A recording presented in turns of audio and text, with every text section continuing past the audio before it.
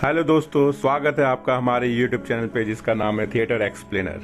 अगर आपको ये वीडियो पसंद आती है तो वीडियो को लाइक करें, शेयर करें और हमारे चैनल को सब्सक्राइब करके हमें सपोर्ट करें। तो आइए बिना देरी के वीडियो की शुरुआत करते हैं। फिल्म की स्टार्टिंग में हमें एक अधेड़ उम्र का आदमी दिखाया जाता है जिसका नाम होता है डेविड और वो एक बिजनेसमैन होता है। डेविड जब अपने ऑफिस से बाहर आ रहा होता है तो वो एक भिखारी को देखता है जो उसके साइड से गुजरता है। तभी अचानक एक गाड़ी उस भिखारी को ठोकर मार के चली जाती है। डेविड जब ये देखता है तो वो उस भिखारी को सीपीआर देता है जिससे उसकी जान बच जाती है। डेविड का ये कहना होता है कि अगर उसे उस आदमी की जगह आने का मौका मिलता तो वो आ जाता, क्योंकि उसने जिंदगी में बहुत दर्द देखा है। वो घर जाता है और एक पेंटिंग निकालता है जिसे देख के वो 1958 का समर याद करता है जब वो एक छोटा बच्चा हुआ करता था। फिर कहानी फ्लैशबैक में जाती है और हमें दिखाया जाता है कि डेविड ने ऐसा क्या देखा था जिससे उसे मौत से डर नहीं लगता। डेविड नदी के किनारे क्रेफिश पकड़ रहा होता है। तभी वहां एक लड़की आती है, मैग, जो उसके साथ क्रेफिश पकड़ने लगती है। डेविड उसके हाथ पे एक निशान देखता है और उससे उसके बारे में पूछता है तो वो बताती है कि उसकी फैमिली का एक्सीडेंट हो गया था जिससे उसके पेरेंट्स मर गए थे और उसकी एक छोटी बहन है सुजैन जिसको पोलियो है और ये निशान उसी एक्सीडेंट का है। उसके बाद वो वहां से जाने लगती है तो डेविड उससे पूछता है कि वो कहाँ जा रही है। मैग उसे बताती है कि वो अपनी आंटी चैंडलर के घर रहने आई है क्योंकि अब उसका कोई नहीं है। डेविड कहता है कि तब तो हम पड़ोसी हैं। दोस्तों, चैंडलर से घर में होती है एक single mother, miss Ruth Chandler, और उसके 3 बच्चे, डॉनी, विली और रैल्फी। डेविड अपना ज्यादातर समय चैंडलर के घर ही बिताता है क्योंकि रूथ के लड़के उसके अच्छे दोस्त होते हैं और रूथ कभी भी उसे मना नहीं करती अपने घर आने से। डेविड रैल्फी से उसकी बहन मैग के बारे में पूछता है तो वो बताता है कि वो उसकी बहन नहीं है, वो उसकी स्टेप सिस्टर है और दोनों में बहुत फर्क होता है।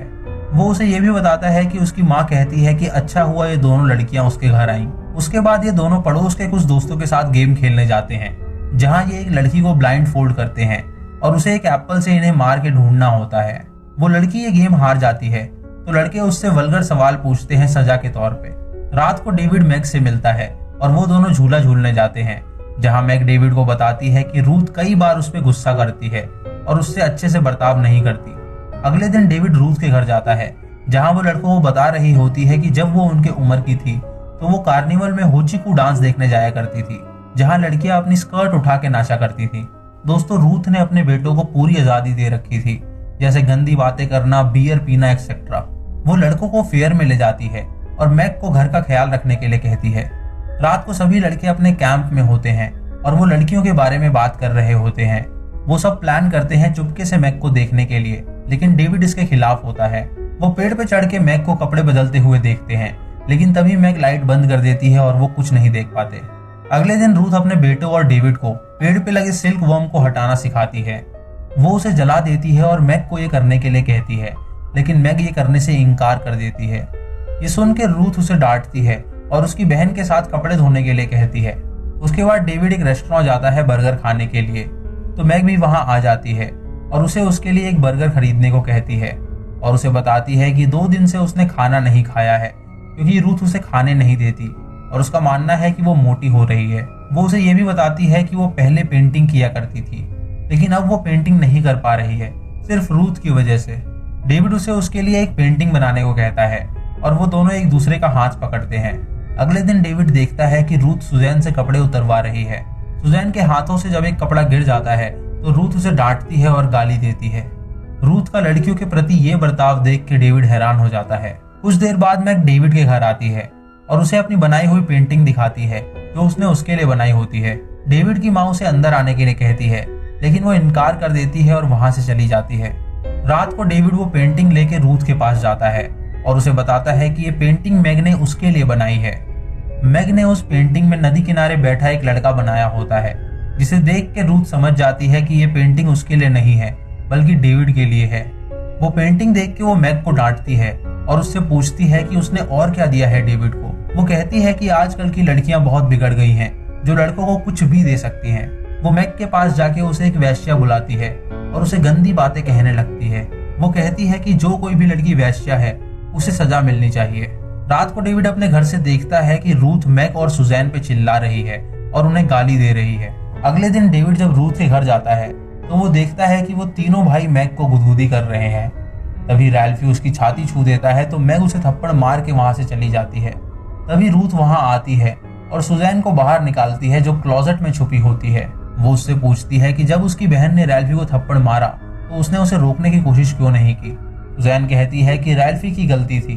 ये सुन के रूथ उसे कहती है कि गलती उसकी बहन की थी और उसने उसे नहीं रोका तो वो भी सजा की पात्र है। उसके बाद वो सुजैन को उल्टा लेटने के लिए कहती है और उसकी फ्रॉक उठा के वो उसे स्टिक से पनिश करती है। तभी मैग वहां आ जाती है और उसे रोकने की कोशिश करती है, लेकिन लड़के उसे पकड़ लेते हैं। रूथ मैग को कहती है कि अगर उसने दोबारा ऐसी गलती की तो सजा उसकी बहन को मिलेगी। डेविड और रैल्फी जब आइसक्रीम खा रहे होते हैं तो वो देखते हैं कि मैग एक पुलिस ऑफिसर को सब बता रही है। रैल्फी ये बात अपनी माँ को बता देता है और उसकी माँ मैग और सुजैन को बैठाती है और डांटती है। विली मैग को एक थप्पड़ मार के कहता है कि उसकी हिम्मत कैसे हुई पुलिस के पास जाने की। रूथ मैग को कहती है कि यहाँ उसकी मदद कोई नहीं करने वाला और अब वो उसके साथ बुरा करने वाली है। अगले दिन लड़के बात कर रहे होते हैं मैग के साथ गेम खेलने के लिए, लेकिन डेविड इसके खिलाफ होता है। रात को डेविड अपने पेरेंट्स से परमिशन मांगता है चैंडलर से घर सोने के लिए, तो उसके डैड उसे परमिशन दे देते हैं। डेविड जब रूथ के घर जाता है तो देखता है कि बेसमेंट में उन्होंने मैग को ब्लाइंड फोल्ड करके बांध रखा है और उसके पैरों के नीचे किताबें रखी हुई हैं। रूथ मैग को कन्फेस करने के लिए कहती है उसके सेक्सुअल एक्सपीरियंस के बारे में, लेकिन मैग ने ये कभी नहीं किया होता तो वो कुछ नहीं बताती। ये देख के विली उसके नीचे से सारी किताबें हटा देता है, जिससे मैग स्ट्रगल करती है खड़े होने के लिए। दोस्तों, उनके मुताबिक ये एक गेम होता है जहां मैग को उनके सवालों के जवाब देने थे। उसके बाद विली उसके कपड़े उतार देता है, जिससे वो पूरी नेकेड हो जाती है और वो उसे कन्फेस करने के लिए कहता है। मैग उसे बताती है कि उसके पास कन्फेस करने के लिए कुछ भी नहीं है। तभी डॉनी उसका शरीर छूने के लिए आगे बढ़ता है तो रूथ उसे रोक देती है और कहती है कि कोई जरूरत नहीं है इस नीच वैश्या को छूने की। उसके बाद वो मैग को कहती है कि अगर वो बिहेव नहीं करेगी तो वो सुजैन को उसकी जगह खड़ा कर देगी। ये सुन के मैग डर जाती है और वो सब वहां से चले जाते हैं। रात को लड़के प्लान करते हैं बेसमेंट में जाके मैग का शरीर छूने के लिए। वो नीचे जाते हैं और विली उसे पानी के बदले उसका शरीर छूने के लिए कहता है। मैग हाँ कर देती है तो वो उसे पानी पिलाता है, लेकिन फिर मैग मना करती है और धमकी देती है कि अगर उन्होंने उसे छुआ तो वो चिल्ला देगी, जिससे रूथ जग जाएगी और उन्हें मार पड़ेगी। ये सुन के वो सब वहां से चले जाते हैं और डेविड मैग की रस्सी नीचे कर देता है ताकि वो ढंग से खड़ी हो सके। अगले दिन रूथ मैग को ब्रेड खिला रही होती है, लेकिन कमजोरी की वजह से उसके गले से निवाला नहीं उतर रहा होता। ये देख के रूथ उसकी चाय का कप फेंक देती है और उस पर गुस्सा करके कहती है कि उसने उसका चाय का कप तोड़ा है तो उसकी बहन को अब पनिशमेंट मिलेगी। वो रस्सी से उसकी बहन के पीछे मारती है। दोस्तों, डेविड ये अत्याचार देख रहा होता है, लेकिन वो कुछ नहीं कर पा रहा होता। अगले दिन डेविड अपने डैड का हाथ बटाने के लिए उनके बार जाता है, जहां वो उनसे पूछता है कि क्या उसे कभी किसी लड़की पे हाथ उठाना चाहिए। उसके डैड उसे बताते हैं कि उसे कभी भी किसी लड़की पे हाथ नहीं उठाना चाहिए, लेकिन अगर बात ज्यादा आगे बढ़ जाए तो वो ये कर सकता है। उसके बाद डेविड रूथ के घर जाता है, जहां वो सुजैन से मिलता है और उसे बताता है कि वो इन लोगों को नहीं रोक सकता। वो नीचे जाता है और चुपके से देखता है कि पड़ोस के सभी बच्चे वहां पे हैं और मैग को पीट रहे हैं। जब सब चले जाते हैं तो वो मैग से बात करने के लिए उसके नजदीक आने ही वाला होता है कि तभी वहां रूथ आ जाती है और वो डर के वहां से भाग जाता है।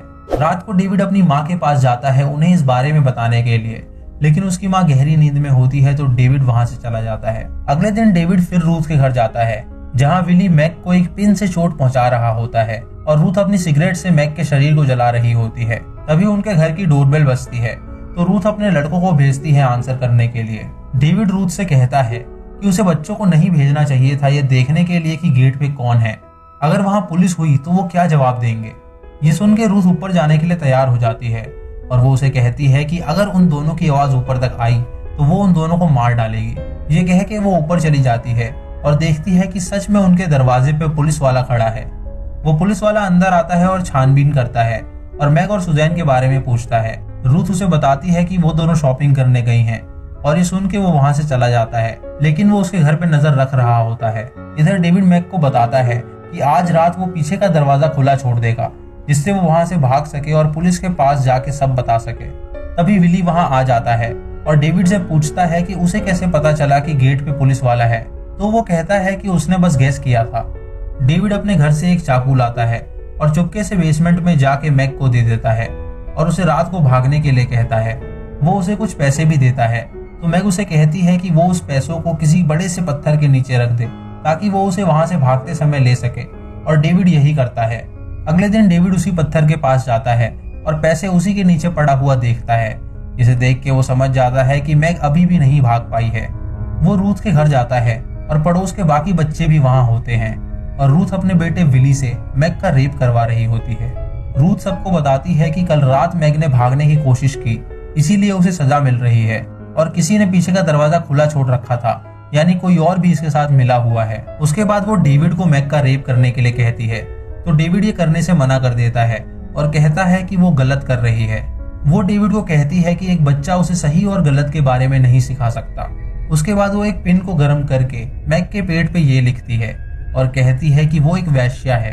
वो सबको बताती है कि मैग अभी भी मर्द को आकर्षित कर सकती है, तो उसे कुछ ऐसा करना होगा जिससे वो उन्हें आकर्षित ना कर पाए। वो एक बर्नर लेती है और मैग का प्राइवेट पार्ट जलाने लगती है। ये देख के डेविड वहां से भागने की कोशिश करता है, लेकिन लड़के उसे पकड़ लेते हैं और रूथ पे हो रहे अत्याचार को दिखाते हैं, जिससे वो बेहोश हो जाता है। जब डेविड की आंखें खुलती हैं तो वो अपने आप को बंधा हुआ पाता है। वो किसी तरह अपने आप को छुड़ाता है और मैग और सुजैन के पास जाता है। मैग इतना टॉर्चर सहने के बाद कुछ बोल नहीं पा रही होती है। सुजैन डेविड को बताती है कि अगर मैग चाहती तो वो कल रात भाग सकती थी, लेकिन उसकी वजह से वो रुक गई, क्योंकि अगर वो जाती तो रूथ उसके साथ बुरा करती। तभी अधमरी हालात में मैग डेविड से पूछती है कि क्या वो उसे हेट करता है, तो डेविड उसे कहता है कि नहीं।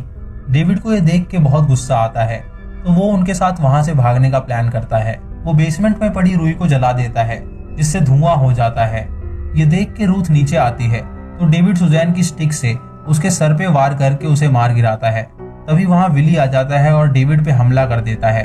घर के बाहर धुआं फैल जाता है, जिसे देख के पुलिस अंदर आ जाती है और विली और उसके भाइयों को गिरफ्तार कर लेती है। डेविड रोते हुए मैग के पास जाके सोता है और मैग उससे कहती है कि काश ये सब एक सपना होता। वो डेविड से पूछती है कि क्या वो उसका और सुजैन का ख्याल रखेगा, तो डेविड कहता है हाँ। वो दोनों एक दूसरे को आई लव यू कहते हैं और तभी मैग अपनी सांसें तोड़ देती है। कहानी प्रेजेंट में आती है, जहां डेविड अपने पास्ट से डरा हुआ होता है और नदी किनारे जाता है, जहां उसे मैग की परछाई नजर आती है और वो उसे याद करता है। डेविड कहता है कि वो मैग की जान नहीं बचा पाया, लेकिन मैग ने उसे सिखाया कि आखिरी में जो आप करते हैं वही मायने रखता है, और मूवी खत्म हो जाती है। Thanks for watching, guys. Keep watching. Thank you.